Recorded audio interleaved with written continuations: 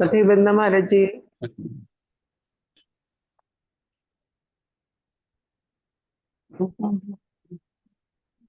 वो पाठ कर रहे थे। पाठ कर रहे हैं। हो गया। ओके। हाँ जी हाँ जी। और पाठ पाठ कर दे रहे हमारे माता। तो अब हम विषय लेते हैं। पुराने विषय हमने देख लिए थे मथे में। आत्मा की 47 शक्तियां। उस 47 शक्तियों में जो हमारा विषय था उसमें हमने पहले 6 शक्तियां ले ली। कोई बता सकता कौन सी शक्तियां ले ली?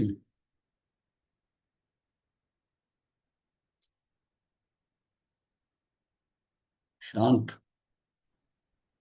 महाराज जी, आठ शक्तियां ना, पहली वाली तो उसके वो छह छह लिए हमने।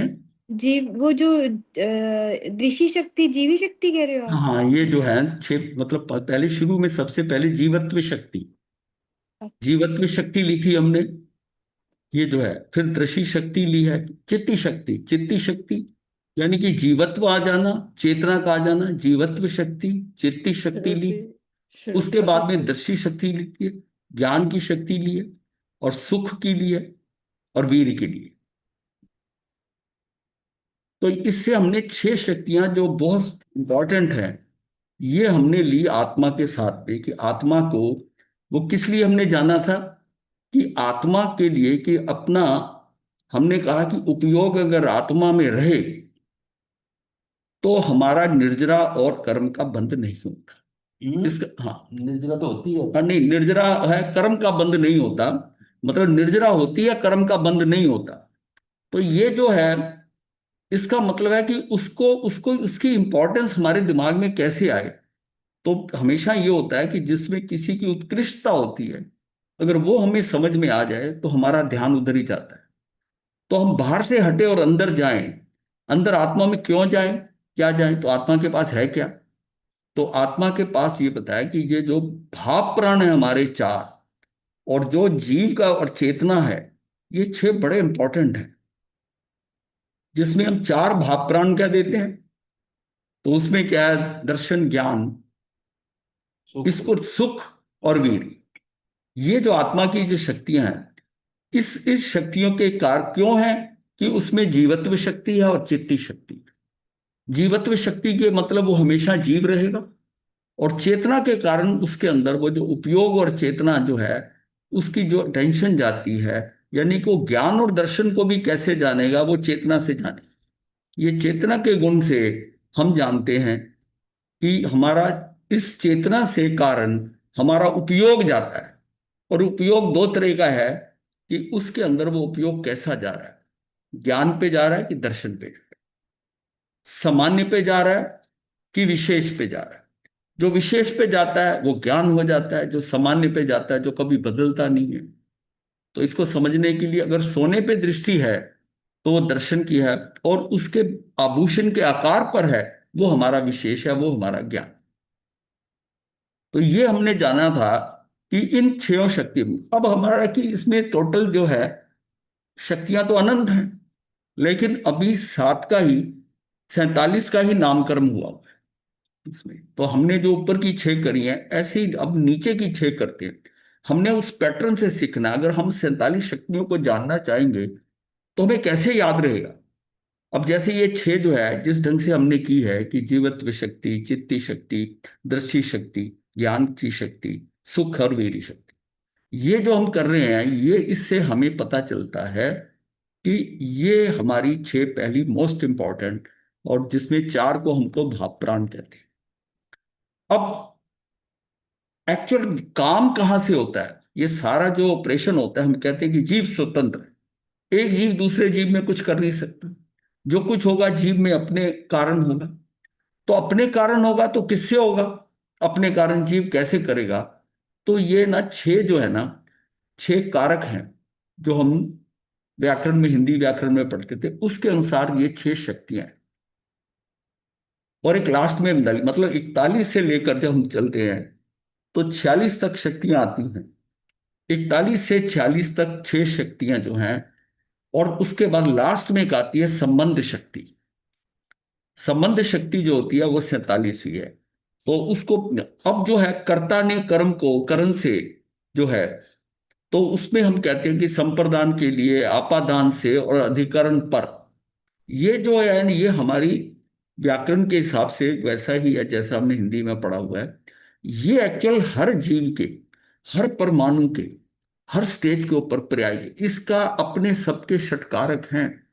इतनी स्वतंत्रता है कि ये बाहर का तो कोई करता ही नहीं, अपने अंदर भी जो है उसके द्रव्य और गुण पर्याय हैं, इसमें पर्याय अपने सबके षटकारक हैं, सबके षटकारक है। ये भी हमने जाना था कि एक एक बूंद के अंदर अगर इतने जीव हैं कि असंख्यात जीव हैं, एक पानी की बूंद में, एक मिट्टी के कण के अंदर जो दाल के दाने जितना है उसमें से जीव है, तो हर जीव का जो है वो उसका अपना ही षटकारक। और उसका क्यों, उसमें तेजस और कार्बन शरीर है, चाहे उनके शरीर अलग हो जाए, पर उन सबका स्वतंत्रता वहां तक पड़ी हुई है। एक स्कंद के अंदर जितने परमाणु हैं सबका स्वतंत्र अस्तित्व है, हालांकि वो अचेतन है, पर फिर भी उसका अस्तित्व अलग अलग है। वो परमाणु उसमें कब आकर मिला, कब छोड़कर जाएगा, वो किसी का आदेश नहीं मानता, निर्देश, वो सिस्टम के अकॉर्डिंग जाता है कि उसकी उसकी वहां जुड़ने का है या उससे अलग होना है, जो जिस जुड़ता कब है और छूटता कब है। और उसमें जो वेरिएशन होता है मथेन कि जैसे गुण है उसके। हाँ बोलिए, कुछ बोल रहे मथेन हैं। हाँ जी। मथेन वंदानी गुरुदेव। हाँ जी। गुरुदेव, जो अभी आपने बताया पुद्गल का कि वो परमाणु अपनी मर्जी से छोड़ के जाता है, तो मतलब वो अपने कारकों की शक्ति से छोड़ के जाता है फिर? हाँ, वही कहने का पर्पस वही है। वो अपने उसके हिसाब से छोड़ता है, बाहर का एक कुछ वातावरण बदलता है। हमने जाना था कि एक सदृश और विसदृश सेम तरह का पुद्गल परमाणु और थोड़ा उससे अलग है, वो जब जुड़ते हैं तो उसका कारण क्या होता है कि उसके अंदर कुछ भेद होना चाहिए, तभी जुड़ता है। दोनों बराबर हैं तो नहीं जुड़ते एक तरीके। अब जैसा करते करते उसमें उसमें भी परिवर्तन हो रहा है। उसमें परिवर्तन होते होते जब एक से कम का डिफरेंस आ जाता है तो वो परमाणु छटक जाएगा, क्योंकि वो अपने आप ही निकल जाएगा।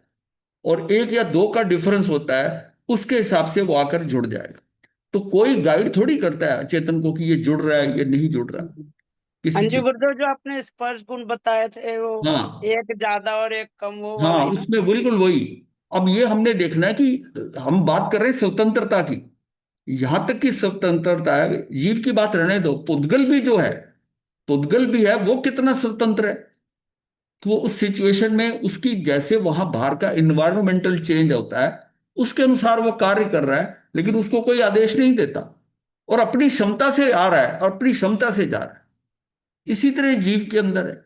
जीव तो वैसे ही चेतन है, चेतन उसमें तो आप कह सकते हैं कि उसकी मर्जी वो करता है कैसे है, लेकिन जीव में भी इतनी स्वतंत्रता, किस लेवल की स्वतंत्रता है वो हम बात कर रहे हैं। तो उसको जानने के लिए कि हम इतने स्वतंत्र हैं, इसलिए जैन धर्म के अंदर ईश्वरवाद नहीं है। ईश्वर है तो फिर स्वतंत्रता कहां रही, जीव की स्वतंत्रता कहां रही। अगर कोई ईश्वर ऊपर से करने वाला है, जो कंट्रोलर है, वो कंट्रोल कर रहा है, इतना स्वतंत्र है कि उसको कोई कुछ नहीं कर सकता।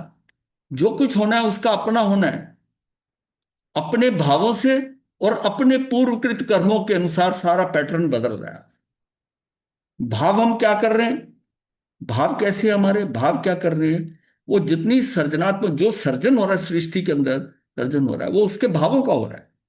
और वो किस किस प्रकार का हो रहा है वो उसके कर्मों पे डिपेंड करता है।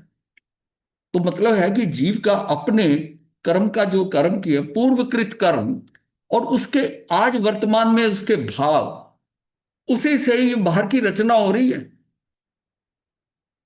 हम रचना, मैंने जो भाव किए हैं कि ये ऐसा हो जाता तो अच्छा था, ये ऐसा हो जाता ऐसा था, वो जो हम इंटेंट देते हैं, वो जो हम बात करते हैं उसमें, वो इंटेंट के साथ हमारे कर्म कहाँ पड़े हुए हैं। तो मैंने इंटेंट दी, तो इंटेंट देने में मेरे कर्मों में किस हिसाब से उसी टाइम फ्रेम के अंदर उतनी क्षमता का वो क्रिएशन हो जाएगी, वो क्रिएशन हो जाएगी। अगर मान लिया उतनी क्षमता नहीं है तो इंटेंट के लिए वेट करेगा, जब तक वो क्षमता उस लेवल पे आएगी एकदम वो हो जाएगा। हमें पता ही नहीं चलता कि बाहर कैसे सिस्टम चेंज हो रहा है। जो जो मांगा हुआ है वो मिलता है। कोई हमें देने वाला है ही नहीं। जो कुछ हमारे साथ हो रहा है ये हमारा ही मांगा हुआ है और हमारा ही किया हुआ है, दोनों चीजें। अब ये बताता है कि हम कहाँ, किस स्तर तक की हमारी स्वतंत्रता है, किस स्तर तक की स्वतंत्रता है। और इसके लिए मतलब कि कोई हमारे बारे में कोई डिसीजन नहीं ले सकता, कोई डिसीजन नहीं ले सकता। वो देव भी जो तामली तापस के पास आते रहे, उसको कहते रहे कि आप निर्णय करो, आप निदान करो कि आप बलेंद्र बनना चाहते हो। ये बात बड़ी एग्जाम्पल है। हाँ जी। मत्स्यंदन गुरुदेव, हाँ। मेरे को एक बात मतलब कई बार पूछने का मन किया ये कहानी सुन के कि हम्म। आयुष कर्म तो पहले ही डिसाइड होता है, तो फिर वो देवता उनको पूछना है उससे मतलब कैसे नहीं चेंज नहीं हो सकता नहीं, था? आयुष कर्म तो डिसाइड हो गया। हाँ आयुष कर्म जी। से तो उसने संथारा ले लिया, आयुष कर्म पे बात नहीं है ये। लेकिन देव को ये पता चल गया कि इसने इतनी 60,000 वर्ष तक बेले बेले पारना करना और 21 बार धोकर चावल खाना, उससे उसका तप इतना हो गया कि ये इंद्र बन सकता है। वो भी तो देवी थे ना, वो केवली थोड़ी थे। उन्होंने एक कैंडिडेट चुना कि ये हमारे लिए सुटेबल होगा, ये बन सकता है। लेकिन वो बना नहीं सकते थे। कोई ऐसी अथॉरिटी नहीं थी जिसके पास वो जाकर रिक्वायरमेंट डालते कि इस आदमी को हमारा इंद्र बना दो। उसमें उनका जो पुरोहित देव होते हैं, त्राइत्रंशिक देव होते हैं, वो भी नहीं थे। यानी जो एक्चुअल जिसके कारण पूरी कमांड होती है वो ऊपर से हेडलेस थे। उनका कोई नेता ही नहीं था, नेतृत्व करने वाला ही नहीं था। तो उनकी ये रिक्वायरमेंट थी कि हमें गुरुदेव उस समय नहीं था कि उनका होता ही नहीं है कोई भी? नहीं नहीं, उस समय नहीं था। अच्छा। नहीं, वो होता ही नहीं है तो फिर तो, अगर होता ही नहीं है तो फिर कैसे वो आकर के आप इंटेंट को दो और आप आओ। अंतराल आता है, ये आते हैं ना, अंतराल उसमें होता है। गैप होता है। जरूरी नहीं होता एक बार होता है कि जीव गया और दूसरा आ गया, ये डिपेंड करता है कि कितना गया था, वो गैप पड़ गया। कई बार देव इंद्र नहीं होता उसके बीच में, तो त्रैत्रंशिक देव जो पुरोहित देव होते हैं वो कार्य कर लेते यही हैं। मैंने 6 हाँ महीने हाँ ज्यादा नहीं होता हाँ है ना। हाँ, वो 6 से ज्यादा गैप नहीं होता। हाँ, 6 महीने लेकिन ज्यादा। ये 6 महीने भी बहुत है। ये तो मतलब ये होता है कि वो जीव ऑलरेडी पाइपलाइन में होता है। हाँ। कई बार उसमें आ जाता है कि वो जीव तैयार नहीं हुआ, तो उसका मतलब है कि उसकी उस लेवल पे नहीं आया। महाराज जी, हाँ तो जी। इसमें एक और भी तो लॉजिक हो सकता है कि हो हाँ। सकता है वो द्वेष की भावना से कि ये तो इतना तप कर लिए, ये तो इंद्र बन जाएंगे, नहीं तो नहीं ये। नहीं, द्वेष नहीं है। वो तो उनको, वो तो अब रिक्वेस्ट कर रहे हैं कि आप हमारे पास, जब आपको पता चल जाता है कि ये जो ये जो कॉलेजों के अंदर रिक्रूटमेंट होती है वो क्या है, वो अच्छा। रिक्रूटमेंट क्या है कि वो बच्चे बिखर जाएंगे। अब हाँ कॉलेज जी। एक इंस्टीट्यूशन है, उसमें जाकर पूछें कि आपके कौन से ब्राइट स्टूडेंट हैं, वो वहां पता चल जाता है उस टाइम सारे इकट्ठे। तो उसमें आकर वो इंटरव्यू करती है और उसमें सिलेक्ट करके 2-4 लड़के, और ऐसी बहुत ऑर्गेनाइजेशन आती, वो छांटती है वहां से। फिर वो कई इंस्टीट्यूशन से छांटती है और फिर आप बाद में फाइनल डिसीजन लेती है कि कहाँ से रिक्रूटमेंट करनी है। तो जो 10-12 उन्होंने लेने होते थे, तो हर यूनिवर्सिटी के 1 या 2 लड़कों को वो ले लेते हैं और ऐसे करके अपनी पूरी टीम बना लेते हैं। फिर उनको 1-2 साल ट्रेनिंग देके फिर देखते हैं इसमें बेस्ट कौन है, कौन आगे बढ़ सकता है। अब बाकियों को या तो वैसे रहने देते हैं या उनको निकाल देते हैं। तो ये सिलेक्शन की तरीका है ना। इसी तरह ये सिलेक्शन का तरीका है कि उनके दिमाग में आया कि ये बन सकते हैं। इतनी तो उन्हें समझ थी। उनमें थोड़ा, अब उनमें अवधि ज्ञान तो होता है ना, देव में अवधि ज्ञान तो है ही है। तो उसने उतना अवधि ज्ञान से उन्होंने देखा कि ये बन सकता है, तो हम इनको जाकर रिक्वेस्ट करें। इसका मतलब है कि बड़ी बात ये जो है उस प्रूव होती है कि वो उन उसको क्या, वो उसको ला नहीं सकते थे। ये तो तामली तापस को इंटेंट देनी थी और उन्होंने कहा। अच्छा जी गुरुदेव, गुरुदेव हाँ इसका मतलब अब समझ में आया कि वो जो देव थे उनके वो पहले जो इंद्र होंगे उनके उनका हम्म। भाव परिवर्तन हो गया होगा और हाँ उनको बिल्कुल बिल्कुल, भाव परिवर्तन हो गया। सीट खाली हो गई, सीट वहाँ खाली हो गई, वैकेंसी क्रिएट हो गई। वैकेंसी और हो गई, उनके, हाँ, समझ में आ और गया उसमें गुरु। सेकंड इन कमांड भी नहीं था, सेकंड इन हम्म, कमांड भी नहीं था। तो इस चक्कर में 50 आकर मतलब उन्होंने, फिफ्टी हाँ, फिफ्टी पोस्ट इस नहीं थी चक्कर में कोई। आकर उन्होंने अपनी तरफ से दिमाग लगाया और कहा कि हम इनको रिक्वेस्ट करते हैं। और देवियां आए, नाटक किया उन्होंने, उसके सब सारा का वंदना की है, सब कुछ किया है। और उसके बाद में उन्होंने उनको रिक्वेस्ट करी और उन्होंने सोचा ये तो हर हर स्वीकार करेगा कि भाई ठीक है, मैं बलेंद्र बन जाता हूं। एक आम इंसान जो है वो बलेंद्र बन जाएगा। उसने कोई अपनी तरफ से दिया ही नहीं। इंफॉर्मेशन, ध्यान ही नहीं दिया। और जिसमें वो संथारा सीख गया उसका, तो जिसमें वो ईशानेंद्र बने, तब उनको बड़ा गुस्सा आया। हाँ, गुरुदेव और उनको फिर आकर संथारे का उन्होंने मतलब उनके शव के साथ दुर्गति की, शव के साथ। ये तो कहानी है ना, हम इस पे नहीं जा रहे। गुरुदेव नहीं, गुरुदेव हाँ। उनको पता था क्या संथारे का मतलब? उनको तो पता ही नहीं होगा। क्यों नहीं पता? वो संथारे का तो मतलब वो वाले नहीं ना थे, मतलब क्या कहते हैं, पादपों उस गमन तरह करके वो के लेटे वो हुए तो हैं। मिथ्यात्वी नहीं, मिथ्यात्वी थे ना वो तो। मैं कह रहा हूं मिथ्यात्वी थे, लेकिन वो उनको ये तो पता है ना कि ये मृत्यु के किनारे पे है। अच्छा जी। मृत्यु के वो लेटा हुआ है, पादपों गमन उन्होंने संथारा लिया हुआ था, पादपों गमन। अच्छा जी। तो वो संथारे में वो बोले तक नहीं, कहीं उन्होंने हिंट नहीं दिया, निदान नहीं किया। भाव ही कर लेते अपने अंदर से कि चलो मैं बलेंद्र बन जाता हूँ, ये तो बहुत अच्छा स्कोप मिला। तो उसमें उसको 3 इसी बार वजह करना। से उनको वहां जाके सम्यक दर्शन हुआ होगा, इस भाव की वजह से। इंद्र बनता ही सम्यक दर्शन हो जाता है। अच्छा जी। इंद्र। इंद्र बने जैसे ना, इंद्र जो है, इंद्र और इंद्राणी वो सम्यक दर्शी होते हैं ये, और वो उसके बाद में एक भव करके वो मुक्त हो जाएंगे। अब जैसे कार्तिक सेठ वहां गए हैं, कहां पर, सुधर्मा सभा में, और उनकी जो वो है सुधर्मा में शक्रेंद्र है, और उनकी जो इंद्राणी है वो है शची, शची इंद्राणी है, वो भी सम्यकदर्शी है। गुरुदेव सुधर्मा का मतलब क्या? सौधर्म इंद्र की सभा सुधर्मा? हाँ, उस सभा का नाम है, अच्छा। शक्रेंद्र सभा कह दो, सौधर्म सभा कहते हो, सब उसका उसका नाम है ये सौधर्म जो सभा। 5 सभाएं होती हैं। क्योंकि उस देवलोक जो है ना, सौधर्म देवलोक है, ईशानेंद्र है। ईशान जो है वो भी उसका नाम है ना। और यह है, 1 नंबर के ऊपर सौधर्म देवलोक है। हाँ जी, हाँ उस जी। देवलोक का नाम है, तो उसकी हाँ जी, सौधर्म सभा होगी ना। बिल्कुल। हाँ, ठीक है जी। यह सभा मतलब उसका दरबार है। तो हम, पहले मेरे को वो अपने आचार्य सुधर्मा स्वामी की वो आती है एकदम, मैंने कहा नहीं वो नहीं नहीं, वो तो सुधर्मा। नाम रखा गया उनके ऊपर, ये समझिए। अच्छा जी। हाँ, ये वो तो वैमानिक देव है ना, ये तो। वो तो नाम रखा गया है। तो यार ये तो कार्तिक सेठ है बना वहां पर, जिसकी पीठ के ऊपर गरम गरम खीर खाई गई थी। हाँ जी, हाँ जी, वो हम्म। सारा ये आपने, ये हाँ। 20वें तीर्थंकर के टाइम की बात है। हाँ। हम्म। अच्छा जी। हाँ, उस समय अच्छा की जी। बात है, वहां से। तो मत्थे महाराज जी, हाँ जी। जैसे आपने बताया कि जो इंद्र होते हैं या हाँ शैलेंद्र होते हैं वो हाँ एक भवी होते हैं, पर इन्होंने तो खूब लड़ाई की, झगड़ा किया उनके दूसरे लोगों के साथ, तो हाँ फिर जी। इनके भी तो कर्म बंधन हो गए, तो हाँ, इनका कर्म तो कैसे बंद, कर्म तो बंद ये होंगे। तो फिर इनका तो एक भाव में मोक्ष कैसे होगा जैसे ही अगर वहां कर्म बंधन। जाएंगे, संयम लेंगे, 48 मिनट तक आत्मा में रह जाएंगे, उनका कल्याण हो जाएगा। इसलिए मैं हाँ, कहता हूं पर ना, कर्मों से डरो नहीं। कर्म नए बंधने मत दो, जो पुराने अज्ञानता में बंध गए हैं। आप तो अपने को आत्मा में इसको ठहराना सीखो कि मेरा टाइम बढ़ जाए और मैं 48 मिनट रुक जाऊं, और अगर 24 मिनट नहीं, रुक गया तो एक भव मेरा अवतारी हो मेरा ये जाऊंगा।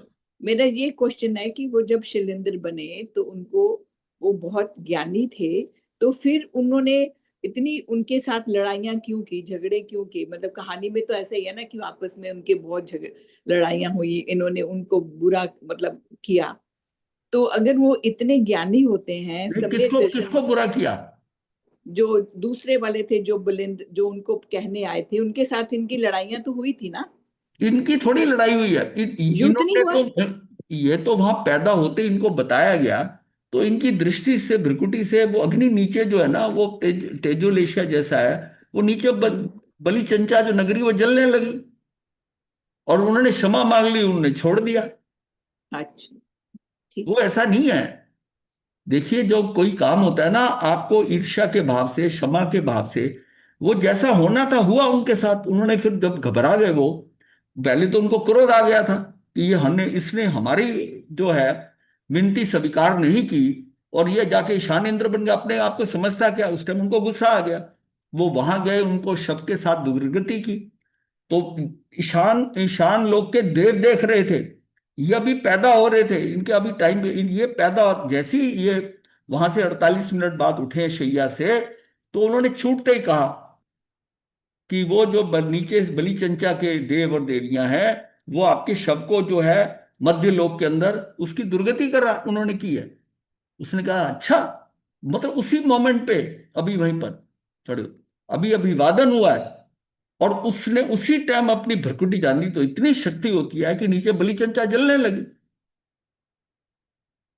फिर उस दिन से माफी मांगी, तो बलि चंचा जो है ना वो ईशानेंद्र के अंडर है आज भी। ये जो एरिया है ना उसका उत्तर की तरफ का, जैसे हम दक्षिण में हैं, समझ रहे हैं ना। बलि चंचा जिधर हाँ है, जी, हाँ जी, चमर हाँ चंचा जी। एक तरफ है, जो चमर चंचा है वो दक्षिण में है, चमरेंद्र की। इस पे कंट्रोल किसका है ऊपर से, जो क्या शक्रेंद्र का है। शक्रेंद्र का भी जो विमान है वो दक्षिण में है, वो अपने नीचे कंट्रोल करता है। उत्तर में ईशानेंद्र है, वो अपने नीचे जो है वो उसको बलि चंचा करता है। हालांकि बीच में मध्य लोक आ गया, लेकिन वो नीचे उसको कंट्रोल करता है। वो उसी से पूछेंगे, उसी से बात करेंगे, उसकी आज्ञा में है, जैसे हम शक्रेंद्र की आज्ञा में हैं। बात वो समझ में तो आ रही है? चंचा का कोई मीनिंग होता है कि ऐसे ही नाम होते हैं चंचा? नहीं, ये ड्यूटी का मतलब डाइवर्स मतलब है, ड्यूटियां बांटी हुई है ना। जैसे लोकपाल हैं, चारों दिशाओं के लोकपाल हैं।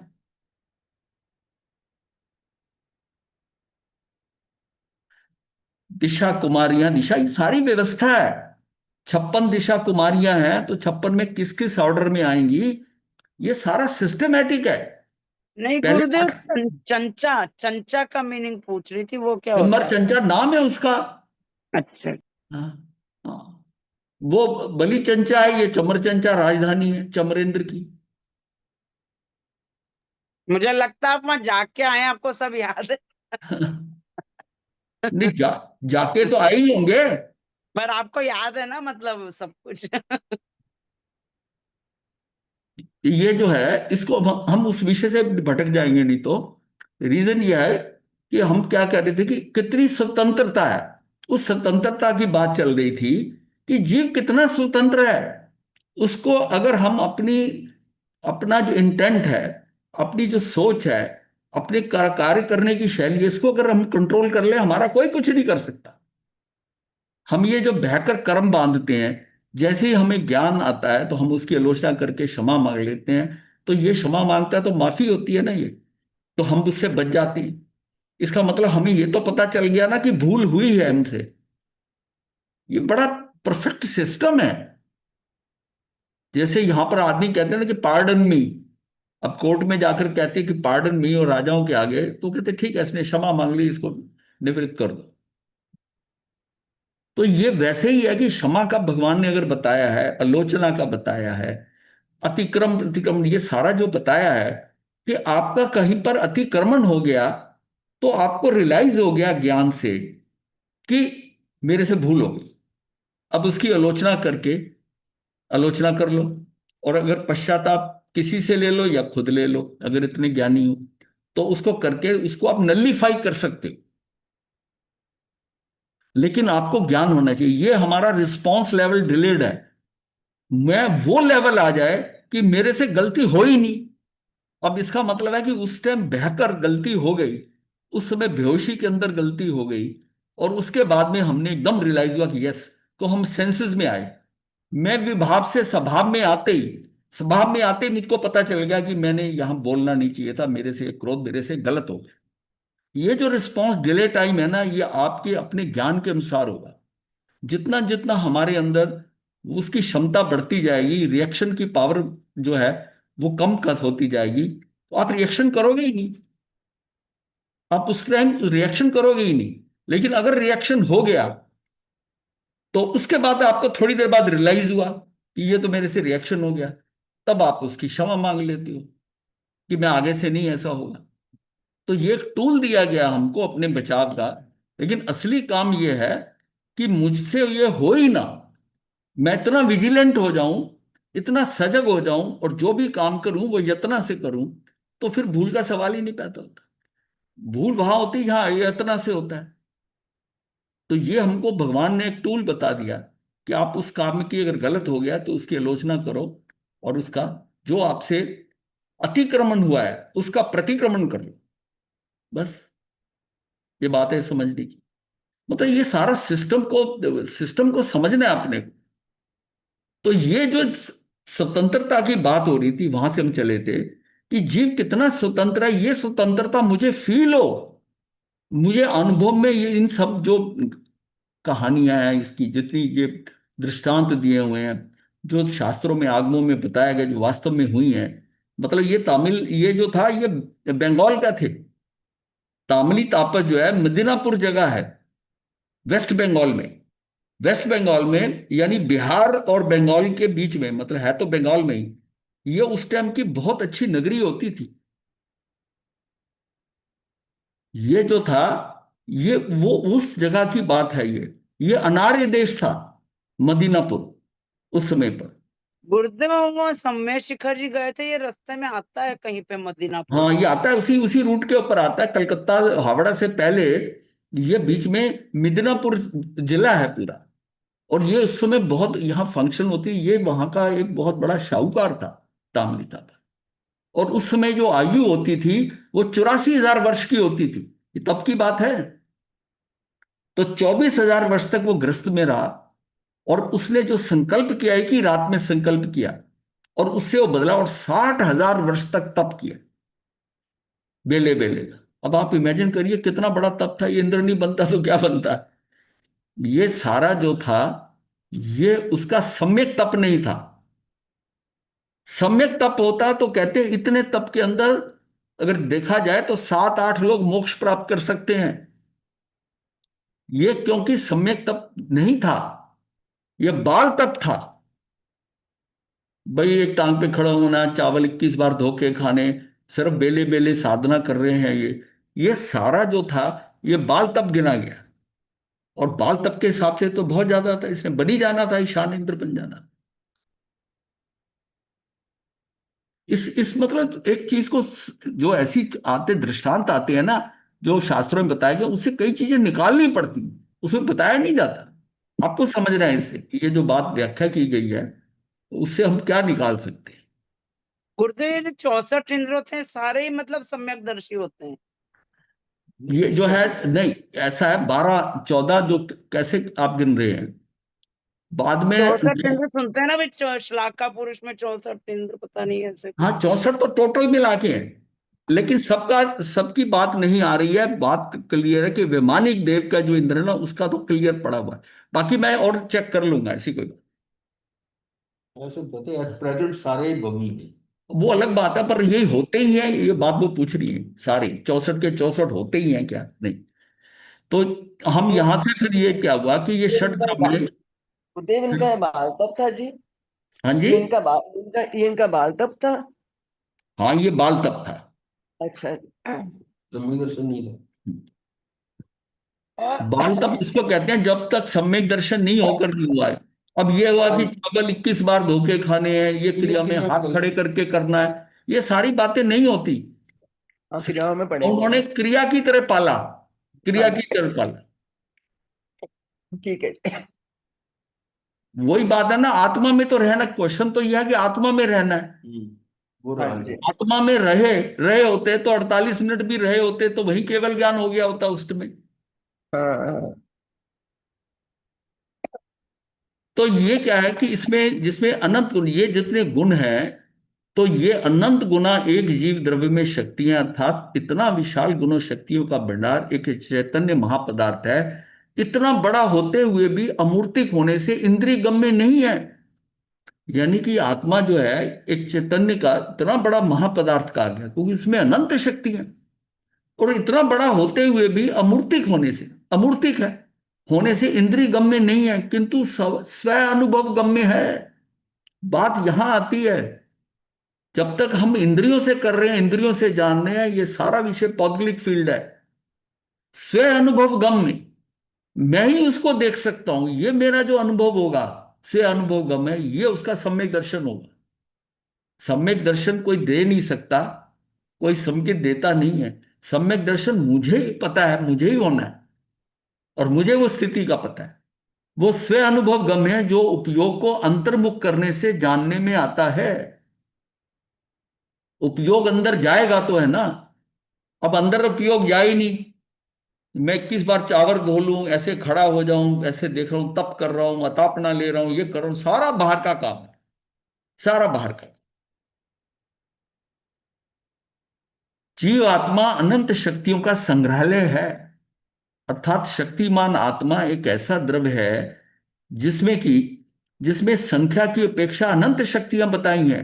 टीकाकार आचार्य अमरचंद्र देव जी ने कुंद कुंदेचार्य की रचना समय सार की 415 गाथाओं पर अपनी टीका में सूचनिका रूप से 246 काव्य कहे। यानी उन्होंने जो टीका लिखी है उसमें उसको सूचित करने के रूप से ना उसमें 246 काव्य कहे हैं। आचार्य देव इस शास्त्र में ज्ञान को प्रदान कर कर आत्मा को ज्ञान मात्र कहते हैं कि ये ज्ञान मात्रा, मतलब इसमें बाकी चीजें नहीं है। ज्ञान मात्र आत्मा को तब कहते हैं जब उसमें वो द्रव्य कर्म और भाव कर्म नहीं होते। मतलब द्रव्य कर्म और जो वो हम कहते हैं कि ये जो कर्म है राग द्वेष के, जो ये कर्म नहीं होते उसके अंदर। तो जो पौद्गलिक सिस्टम है वो आत्मा पे आए हुए, अगर उसको हटा के हम बात करें, शरीर आदि, उसको ऐसे समझे, शरीर आदि भाव आदि जैसा होता है और राग आदि। तो उसमें क्या है कि जो शरीर आदि है ये कर्म और राग आदि ये दोनों मेरे पास पौद्गलिक हैं, पौद्गलिक है। और ये जो भाव करता हूं ये राग द्वेष की बात है, इसको भाव प्राण से कंफ्यूज नहीं करना। तो ये ज्ञान को प्रदान करके आत्मा को ज्ञान मात्र का है, वो सिर्फ शुद्ध ज्ञान है। यानी आत्मा जो शुद्ध है जिसको हम कहते हैं वो कौन सी वाली आत्मा है? जो ज्ञान मात्र है, जिसमें वो पौद्गलिक जो साथ में है ना उसको हम गौण करके बात कर रहे हैं, इसीलिए शब्द है ज्ञान मात्र। और ज्ञान मात्र का मतलब ये नहीं कि उसमें ज्ञान की शक्ति है, शक्तियां सारी हैं। ज्ञान मात्र इसलिए कह दिया कि उन शक्तियों का भी ज्ञान होगा। बाकी जितना पौद्गलिक मटेरियल है ये जो है, तो वो सारा हम हटाकर बात करेंगे। ये जो आठों वर्गनाएं जो हैं उसका कोई संबंध नहीं है उस समय। आज 5 तरह के शरीर हैं जैसे, तो इसमें जब ज्ञान मात्र कहेंगे उसको आत्मा को, तो इसके अंदर भी तेजस और कार्बन शरीर को हम वो बात नहीं कर रहे, हम सिर्फ उसकी बात रहे हैं कि ज्ञान आत्मा। ज्ञान मात्र कहकर आत्मा का पर द्रव्य और विकार से भेद कराया है। यानी जब ज्ञान मात्र कह रहे हैं तो कोई पर द्रव्य नहीं है, कोई विकार नहीं है। ज्ञान लक्षण से लक्ष्य रूप आत्मा की प्रसिद्धि कराई है। ये हमने पिछले विषय में करा था कि ज्ञान लक्षण से हम लक्षण से लक्ष्य को भेदते हैं। यानी कि साधना के मार्ग पर करते करते हम साध्य को पकड़ लेते हैं, मोक्ष मार्ग पर चलते चलते हमारा मोक्ष हो जाता है। ये एक ही मार्ग है। एक जो है वो क्या है, वो अंशतः है, और जैसे पूर्ण उसी पे ही पूर्णता होती है तो हम लक्ष्य को पा लेते हैं। लक्षण से लक्ष्य की प्राप्ति होती है, जो हमने शब्द जाना था कि लक्षण से प्रसिद्धि होती है आत्मा। हमने कल दोबारा भी इसको चेक करा था। तो इसका मतलब है कि ये अनंत शक्तियां एक साथ उछलती हैं, ज्ञान मात्र भाव में अनंत शक्तियां एक साथ उछलती हैं, ऐसा ज्ञान कराया है ये आत्मा के साथ। आत्मा के अनंत गुणों में लक्षण भेद भले हो, जो गुण है इतने उन सबके लक्षण अलग अलग हैं। हम कहते हैं ये दृष्टि शक्ति है, ये सुख की है, ये वीर की है, परंतु क्षेत्र भेद नहीं है तथा परिणमन का काल भेद भी नहीं है। ये दोनों बड़े इंपॉर्टेंट पॉइंट है। वो जो है जहां आत्मा है उसके अंदर ये इन गुणों में ये जो शक्तियां जो है, या गुण कहते हैं, अनंत गुण है, अनंत शक्तियां, अनंत स्वभाव है, चाहे कहते बात एक ही है, परंतु क्षेत्र भेद नहीं है कि ये यहां पर है वो वहां पर है, या ये अब है ये बाद में नहीं है। ना तो उसमें क्षेत्र भेद है ना उसमें काल भेद है। आत्मा के असंख्यात प्रदेशों में एक साथ अर्थात अक्रम युगपत से अनंत गुना गुण व्याप्त हो रहे हैं। वो उसमें आत्म प्रदेश जो है हमारे, जो अमूर्त हैं, उसमें ये गुण व्याप्त हो रहे हैं। व्याप्त शब्द इसलिए कहा गया कि वो सारा खेल अमूर्त है। अब हम कहें कि ये यहां पड़े हुए हैं, पड़े कैसे होंगे जब वो आत्म प्रदेश जो है सारे अमूर्त हैं। तो वहां पर हम ये गुण भी वहां पर जाकर, ये शक्तियां भी वहां जाकर व्याप्त हो गई, पसर गई हैं, फैलाव हो गया है उसके अंदर। इसका मतलब ये शक्तियां भी क्या हैं? ये शक्तियां भी अमूर्त हैं। जब अमूर्त किसी चीज को पौद्गलिक, ये शब्द को समझिए, जब किसी चीज पौद्गलिक है ना, तो हम कहते हैं ये यहां पड़ी है, ये यहां रखी है। जिसका अभी रूप और आकार मुझे नजर नहीं आ रहा, हम कहते हैं ये यहां पसर गई है, इस एरिया में ये फैल गई, तो मुझे दिखाई नहीं दे रही कहाँ है। इतना पता है कि इसका फैलाव यहां हो गया है। इसलिए शब्द बार बार आता है कि यहां पर क्या है, ये व्याप्त हो गई। ये शब्द जो है ना, व्यापक, जो हमने कहा था ना, ये बहुत व्यापक, बहुत विशाल है, उसी से ही बनाया है कि व्याप्ति है। ये शक्तियां जो ना, ये व्याप्त हो रही हैं, उसमें अनंत गुण व्याप्त हो रहे हैं। आत्मा के परिणमन में अनंत गुण एक साथ ही निर्बलपने उछलते हैं। उछलते भी कह देते हैं, उल्लसित हो रहे कहते हैं, ये भी कह देते हैं, परिणमन करते हैं। उल्लसित होना, ये सारा क्या, इसका परिणमन है उनका। साधक के गुणों के परिणमन में जो हीन अधिक रूप तारतम्यता है, वह बात यहां नहीं है। वो गुणों के परिणमन में जो हीन अधिक होना, वो नहीं, यहां तो अभेद रूप से परिणमित होने पर सभी गुणों का निर्मल परिणमन होता है। सभी गुण का परिणमन है। यह परिणमन शब्द से निर्मल परिणमन की बात कही गई है, यानी कि यहां स्वभाव की बात कही है। यहां शक्तियों के परिणमन की चर्चा में विकारी परिणमन को तो गिना ही नहीं है, क्योंकि विकार आत्मा नहीं है। आत्मा में विकार नहीं है और आत्मा विकारी नहीं है। यहां तो द्रव्य गुण एवं उनकी निर्मल परिणति, इन तीनों को भेद करके इसे ही आत्मा माना है। द्रव्य गुण और उनकी निर्मल परिणति, जो अवस्थाएं हो रही हैं, जो परिवर्तन हो रहा है, जो पर्यांतर हो रहा है, इन तीनों को अभेद करके इसे ही आत्मा माना है। अगर इनको अभेद करके मैं बात करता हूं, तीनों को भेद करके बता रहा हूं, पर इनको अभेद करती हैं, तो ये आत्मा, वो आत्मा ही द्रव्य है। आत्मा में ही अनंत गुण है, और अनंत गुणों की, एक एक गुण की अनंत पर्याय हैं। इतनी विशालता है। ये हमने जाना था एक और अनेक के अंदर, जिसमें वो 14 विभाजन करे थे आत्मा के। तो उस भेद के अंदर करते, जब स्यादवाद और अनेकांतवाद कर रहे थे, तो तब ये बात ये इसमें आती है कि 14 भेदों के अंदर। तो इन तीनों को अभेद करके इसे ही आत्मा माना है। ज्ञान लक्षण के बल से विकार को तो आत्मा से भिन्न ही कर दिया है। जब ज्ञान लक्षण के बल से विकार को तो हमने निकाल ही दिया, तो तभी हम कहते हैं ज्ञान मात्र आत्मा। शायिक समकित होते ही साधक के सभी गुण एक साथ पूर्ण खिलते हैं। अतः कथनचित गुण भेद है, परंतु यहां यह बात मुख्य नहीं है, गौण है। यहां तो वस्तु रूप सभी गुण अभेद है, सारे के सारे गुण उसके अभेद है। एक गुण निर्मल परिणमे और दूसरा गुण सर्वथा मलिन रहे, अंश रूप से भी निर्मल ना हो, ऐसा नहीं होता, ऐसा नहीं होता। श्री अमृतचंद्राचार्य देव ने इन 47 शक्तियों में संपूर्ण समय सार का दोहन करके आत्मा का स्वरूप बतलाया है। समय का मतलब ही आत्मा होता है। आत्मा ही समय है, समय ही आत्मा है। और ये जो ग्रंथ है समय सार, ये सारा आत्मा पे ही है। पहली लाइन से लेकर आखिर तक आत्मा का ही गुणगान है सारा। आत्मा में जो अनंत शक्तियां हैं, वे सब कैसी हैं? ये शक्तियां परस्पर विलक्षण, अर्थात भिन्न भिन्न लक्षण वाली हैं। मत्स्यवंता में गुरुदेव, हाँ जी, गुरुदेव ये जो परिणमन प्रत्येक गुण का बताया है कि किसी निर्मल और मलिन रहे, तो इन हाँ, सबकी अलग अलग डिग्री होती है परिणमन की, सब गुणों हाँ, की। परिणमन की है। वो जो परिणमन हो रहा है, जब हम कहते हैं कि गुण जो है वो क्या, अक्रम है, मतलब युगपत खिलते हैं इकट्ठे, साइमल्टेनियसली।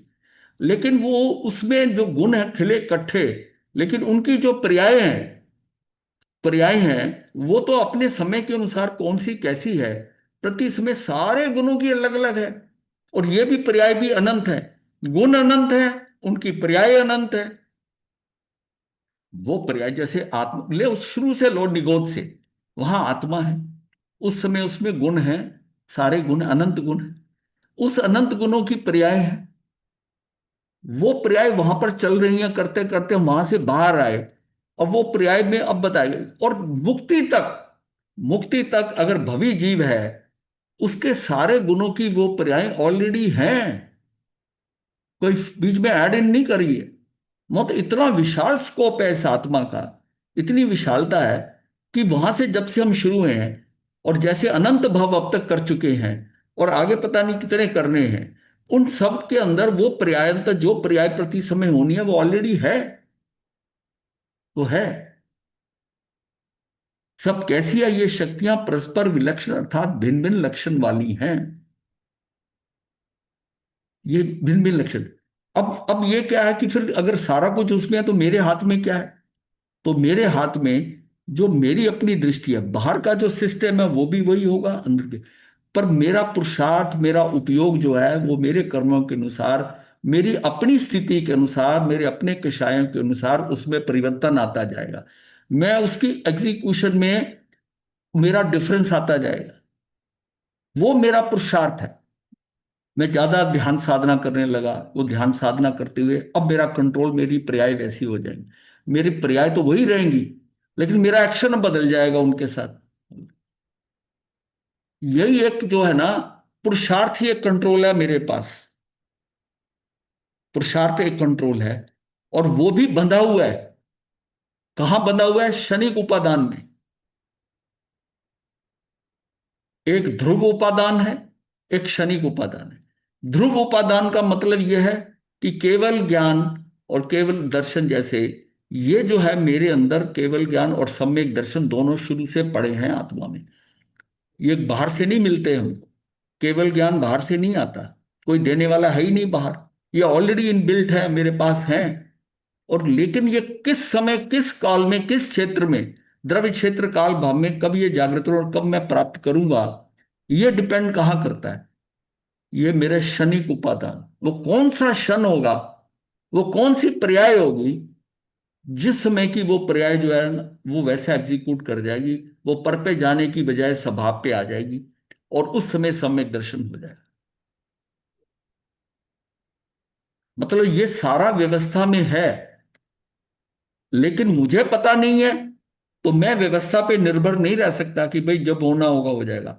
मुझको पुरुषार्थ तो हर समय करना है, पता नहीं वो कौन सी घड़ी है कि हो जाए। ये सारा पुरुषार्थ की बात है कि जैसा पुरुषार्थ है वैसा ही उस समय पर बाकी चार समवाय कहां से आते हैं, कैसे कार्य होता है, ये हमको नहीं पता होता। केवली को पता होता है, केवली देख सकता है कि इसको कब होगा, हमें नहीं पता। अब यहां से आप समझोगे कि क्रमबद्ध के अनुसार केवली तो जानता है, वो क्रम हमें नहीं पता, पर यह मुझे पता है कि केवल ज्ञान और सम्यक दर्शन मेरे में है। अब कब होगा, ये केवली अगर मौजूद हो तो आप पूछ सकते हो कि मैं कब मुक्त हो जाऊंगा, मैं कैसे होऊंगा, वो आप बता देंगे। इसका मतलब ऑलरेडी सिस्टम के अंदर है।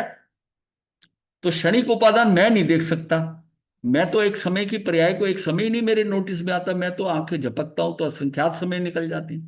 इतनी सूक्ष्मता मेरी दृष्टि में आई नहीं है कि मैं उसको पकड़ लूं। मेरी दृष्टि तो स्थूल है और स्थूलता में भी बड़ी वेरिएशन है।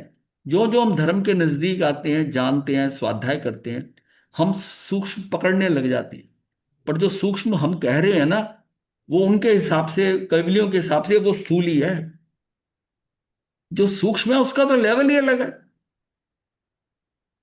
उसको तो इस लोक में, इस लोक के अंदर उसको तो 6 द्रव्य नजर आ रहे हैं और हम 2 को जानते हैं, तीसरे को समझ सकते हैं, काल को। जीव है, पुद्गल नजर आ रहे हैं मुझे, पर धर्मास्थी या धर्मास्थी आकाश कहां नजर आ रहा है हमें? तो उनको नजर आता है, उनकी कृपा से हमें पता है।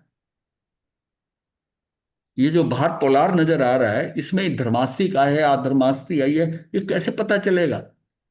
हमें नहीं पता चल सकता।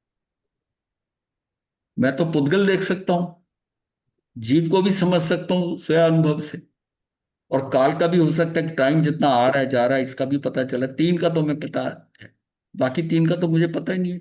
वो तो उनको बताया हुआ है, इसलिए उसको हम ठीक मान रहे हैं। मतलब ये सूक्ष्मता उनकी है और हमारे में कितनी स्थूलता है। गुरुदेव, हाँ जी। पुरुषार्थ से क्या पर्याय बदल सकती है? पर्याय नहीं बदलेगी। अच्छा है। अपने का ज्यादा सीखे ही नहीं। आपकी स्थिति में आप उस समय अपने का जैसा ज्यादा करेंगे। सीखे ही नहीं ये ना ये हमारे ये बहुत टिकलिश प्रॉब्लम है, इसको समझना है ये। क्योंकि जी। आप आप क्यों पर्याय को क्यों बदलना चाहते हैं? यही तो बात है कर्मबद्ध पर्याय में। देखिए, तुम पर्याय को तुम हाथ नहीं लगा सकते। एक समय की पर्याय है। हाँ, वो पर्याय मतलब एक समय की, आपको तो एक समय पकड़ में नहीं आएगा, आपके तो असंख्यात समय निकल, किसको बदलोगे पर्याय? कौन सी वाली बदलोगे? और बदल कर कहां से लाओगे दूसरी जो उसको फिट करोगे उसमें? ये तो क्रमबद्ध पर्याय में हमने किया था। आप उसका कुछ नहीं कर सकते। अगर कोई आप कर सकते हो तो केवली कैसे बता देंगे कि कोड़ा कोड़ी के बाद ये चरम तीर्थंकर बनेगा? अगर मेरे हाथ में वो हो बदलने का, तो कोई केवली कह सकता है कल को पता नहीं मैं क्या कर दूं और बदल दूं? एक कोड़ा कोड़ी सागर को पंका बता दिया ऋषभदेव भगवान ने कि ये जो बाहर बैठा है तो तेरा बेटा मरीचि, ये चरम तीर्थंकर बनेगा। अब ये काल इतना है, हमारे हाथ में क्या है पकड़ने को? एक कोड़ा कोड़ी सागर तुम इमेजिन करो। इसका मतलब विकटता। और ये भी कहा कि इससे पहले जो वसुदेव बनेगा और फिर उसके बाद चक्रवर्ती बनेगी। मैं तो किया था मेरे को बहुत मर गया कुछ करना नहीं चाहती मैं तो एक क्या करना फिर हो गई कुछ करके तो ये चर्चा बंद कर दो, बीच में ना डिस्टर्ब करती है। तो ये आपको ये समझना है कि ये केवलियों के अलावा हमें नहीं पता। तो हम उनके भरोसे से थोड़ी कि हम हाथ पैर पे अड़ के बैठ जाएंगे। ये मैं कहता हूं होगा तभी जब होना है, लेकिन फिर भी आपको करना है पुरुषार्थ। होगी ना, हमें कोई पता थोड़ी है कि कब होना है। तो आपके हाथ में सिर्फ 5 समय में एक पुरुषार्थ है। ना काल है, ना स्वभाव है, ना कर्म है, ना नीति है। ये सारा क्या है? अच्छा, ये सारी चीज भी ये मेरे किए कराए हैं पहले के। वो पहले के 5 महीने पहले के किए हुए हैं। उसको मैं पुरुषार्थ यहां पर करके थोड़ा बहुत उसको कर सकता हूं, जो पुरुषार्थ मैं अब कर रहा हूं। वो भी ये सारा कुछ नीति मैंने ही बांधी हुई है, कर्म मैंने ही किए हुए हैं, स्वभाव मेरा उसी के कारण है, मेरे कर्मों के कारण है। सारा खेल तो कर्मों का है। मतलब जो कुछ मेरे सामने आ रहा है ये मेरा ही किया धरा है पहले का। वो किसी और का है ही नहीं है। मैं इतना स्वतंत्र हूं।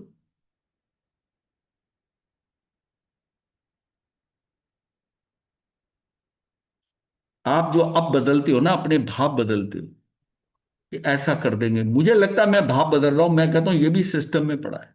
मेरा भाव मुझे पहले तो नहीं आया, अभी भाव क्यों आया?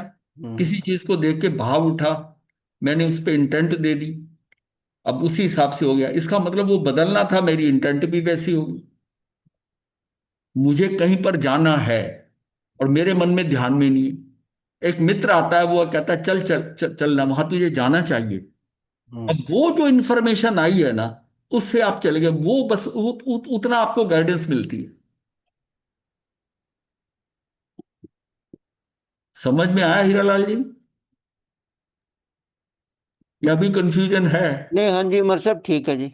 हाँ, हाँ, गुरुदेव, जब ये हाँ। 5 समय हैं और कर्म की वजह से ही नियति बनती है, तो फिर इनको अलग अलग क्यों किया गुरुदेव? मतलब कर्म अलग और नियति अलग। नीति कर्म तो है आपके कलेक्टिव पड़े हुए हैं। कर्म से क्या आप इतने कर्म है कैसे है? उसमें इस कार्य का कितना होगा जितना ये जो हम सर्जनात्मक जो बाहर सर्जन हो रहा है मेरे भावों से ही हो रहा है ना। और वो मेरे भाव जो उठ रहे हैं वो मेरे कर्मों के अनुसार उठ रहे हैं। एक आदमी आकर मुझे हेल्प करता है, वो मेरे कर्मों से ही आके करता है। जो मुझे गाइड कर रहा है वो मुझे डाल रहा है। हम कितने विषयों से, जो कुछ चीजें हमारे ध्यान में है कुछ नहीं है, मतलब वो उससे उसी से फिर समझो कि तामली तापस को उसने क्यों नहीं कहा कि मैं बलेंद्र बन जाऊं? समझो, उसको ईशान इंद्र ही बनना था। उसके उसको नहीं पता था, पर सिस्टम में तो पड़ा हुआ था कि ये ईशान इंद्र जाके बनेगा। तो ये नियति बन गई ये मतलब। अब ये देखिए, वो पड़ा हुआ है लेकिन उसको नहीं पता। और वो ये उस समय ये कह सकता था, उसके पुरुषार्थ में आ जाता कि तू बलेंद्री बन जा, उसका भाव आता, तो उसकी कमजोरी हो जाती ना वो। अगर उसने ईशान इंद्र नहीं बनना होता तो वो बनता। बट ऑलरेडी उसका उसको ईशान इंद्र बनना है, उसका वो भाव ही नहीं आया। उसने उनकी बात के ऊपर ध्यान ही नहीं दिया। तो गुरुदेव, इसका मतलब है कि जो पूर्व कर्म है उससे नियति बनती है और इस भाव में जो हाँ हम वो, कर रहे हैं वो हाँ बस कर्म। बिल्कुल बिल्कुल, जो हमने पहले का पुरुषार्थ करा है उसके हिसाब से वो नियति बनती है। या सुकमालिका का भव द्रौपदी का ले लो, तप किया है, निदान कर लिया, इस स्त्री के साथ 5 पुरुष हैं, मैं ऐसी अभागिन, मेरी 2 बार विवाह किया, एक भी पुरुष मेरे साथ नहीं है, इतना सा भाव आकर निदान कर लिया। अब वो 5 पांडव मिल रहे हैं, अब 5 पांडव, पांचों से शादी किसी कारणवश नहीं हो रही, उसी की मांगी हुई बात, वो तो जंगाचार्य ने उसको बताया, ये तेरा ही मांगा हुआ है, इसका प्रायश्चित कर, प्रतिक्रमण कर, क्योंकि निदान के कारण जीव की दुर्गति हो जाती है। और उसी समय उनके कहने से उससे करा। अब उन्होंने क्यों कहा? इसलिए कि उसको अधोगति में नहीं जाना था, और उसने 5वें देवलोक में जाना था। तो कोई ना कोई ऐसा निमित्त आएगा ना, वो निमित्त आके करेगा, और उस निमित्त की बात को मानकर मैं वैसी अपना प्रतिक्रमण कर लूंगी, आलोचना कर लूंगी, तो टल जाएगा। ये सारा खेल जो है ना, मल्टी डायरेक्शनल है। हम सोचते हैं मैंने ऐसा कर, अब मैंने, मेरे अंदर इतना विचार आया, अरे तेरे विचार क्यों नहीं आया, पहले क्यों नहीं आया, बाद में उसी समय विचार क्यों कौन था? आज घटना घटी और महीने बाद आपको बैठे बैठे ध्यान आता है, अरे अरे मैंने उसको अच्छी तरह ढंग से, मैं तो ऐसे कहता तो ये तो बहुत अच्छा प्रपोजल था, अब अभी अभी क्यों आया, ये कहाँ पड़ा था? एकदम विचार कौन था कि मेरे से भूल होगी, उस टाइम मैंने प्रपोजल गलत दे दिया। या आपको अगर सही होना होगा तो कोई गाइड करने आ जाएगा, कोई बताने आ जाएगा। ये सारा निमित्ताधीन, निमित्त आ रहे हैं ना, उपादान इधर से चल रहा है, उपादान भी आपका कंट्रोल में है, निमित्त बाहर से कंट्रोल किए हुए एक्सटर्नली, कौन निमित्त कब आएगा कैसा करेगा वो भी सिस्टम के अंदर पड़ा हुआ है। महाराज जी, इससे कर्ता भाव हमारा टूटता है कि हाँ ऐसा इससे, नहीं हमारी। हाँ हम तो ज्ञान पूर्वक ये समझें कि भाई मुझे इस स्थिति में क्या करना है, और जो आपका उसमें का ज्ञान है ना, उसके अकॉर्डिंग आप करके, और जैसे करा तो प्राग भाव से उसको भूल जाओ। निवृत्त हो हमारी जाओ। सारी प्रॉब्लम यह है कि हमारा सिस्टम पड़ा हुआ है, हम उसको पास्ट की चीजों को ला ला के अपना वर्तमान खराब करे जा रहे हैं। ये हम समझ जाए ना कि जो हो गया निपट गया, ये आगे बढ़ आगे बढ़, तो वो वर्तमान, वर्तमान पे टिकना रहे। सारी साधना ये है कि मुझे वर्तमान पे रहना है, पास्ट को पीछे का भूलते जाओ, क्योंकि हर मोमेंट में आत्मा के साथ उसका कोई कंट्रोल नहीं है, हर समय आप शुद्ध हो। मतलब अर्जुन माली जब प्रवचन सुन के भगवान के सामने खड़ा हुआ है कि मैंने दीक्षा लेनी है, उनको शुद्ध नजर आ रहा है, वो 1141 की हत्यारा नहीं नजर आ रहा, वो प्राग भाव है, वो ऑलरेडी इसकी लेजर में लग गया। ये आत्मा तो हम ऐसे, तो हम जितने कुकर्म, जब जो गलत काम होते हैं, मेरी आत्मा अशुद्धि रहे ना, वो गलत किया ना, ठीक है, उसकी वो भुगतना तो पड़ेगा, वो अकाउंट फॉर कर दिया।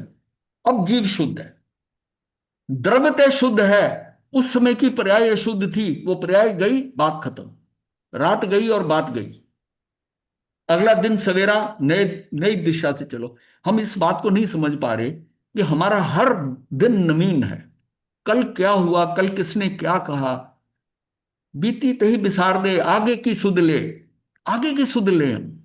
पर जो हो गया वो कल था, अब कल को ही पकड़ के बैठ जाएंगे, कल को पकड़ के बैठेंगे तो वर्तमान कब रहेगा? अपने को जो निपटता जा रहा है ना, वो ऑलरेडी अकाउंट फॉर हो गया। अब जो अकाउंट फॉर हो गया है, आप हर रोज फ्रेश तरीके से उठो, फ्रेश तरीके से कार्य करो।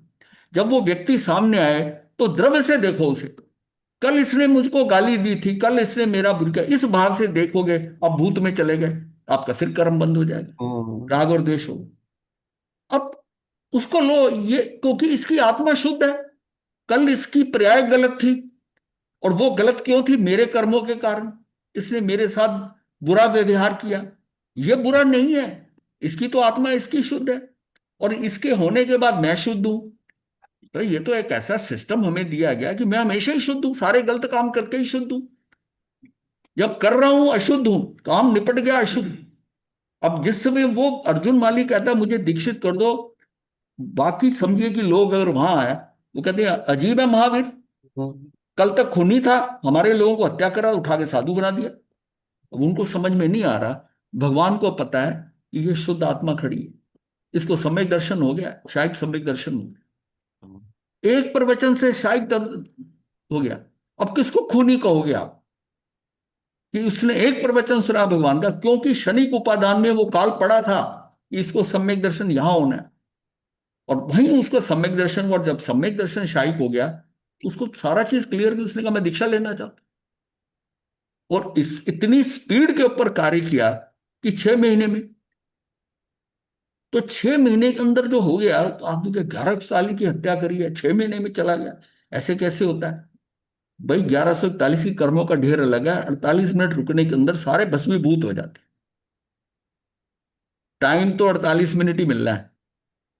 आप ये मत समझो मेरे कर्म ज्यादा है, उसको अर्जुन माली को 60 मिनट लगने, और इसके कम है, ये 20 मिनट में निकल जाएगा।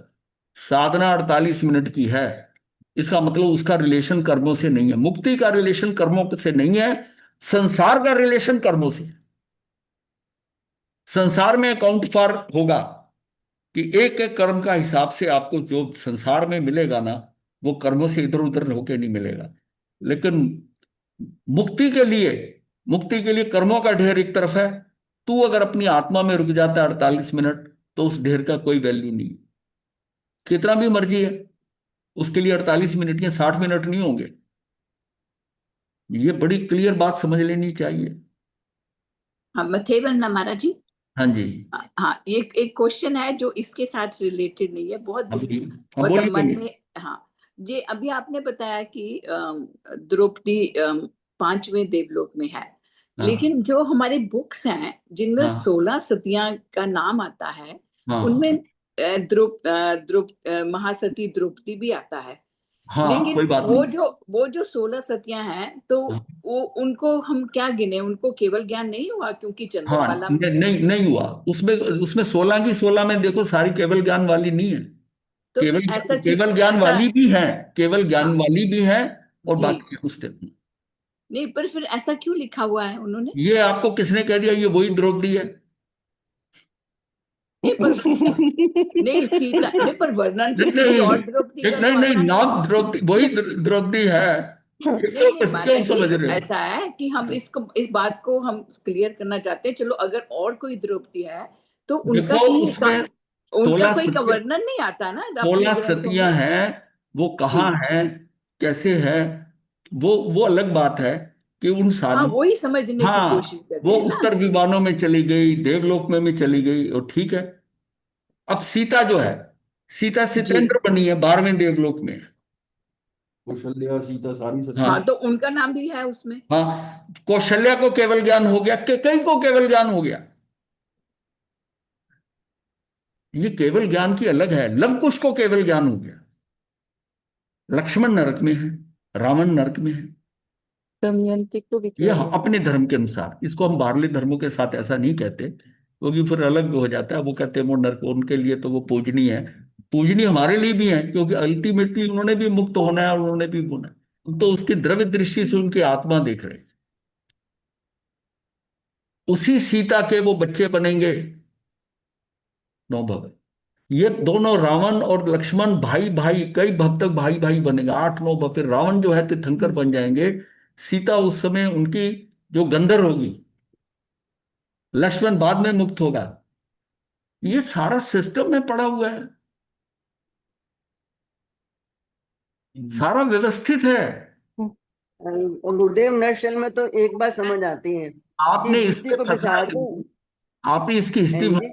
आपको तो अपना मार्ग चैनल करना है कि मैं अपने में वर्तमान में कहाँ रुकूं, मैं पास्ट में हूं, अपना मार्ग सही करो।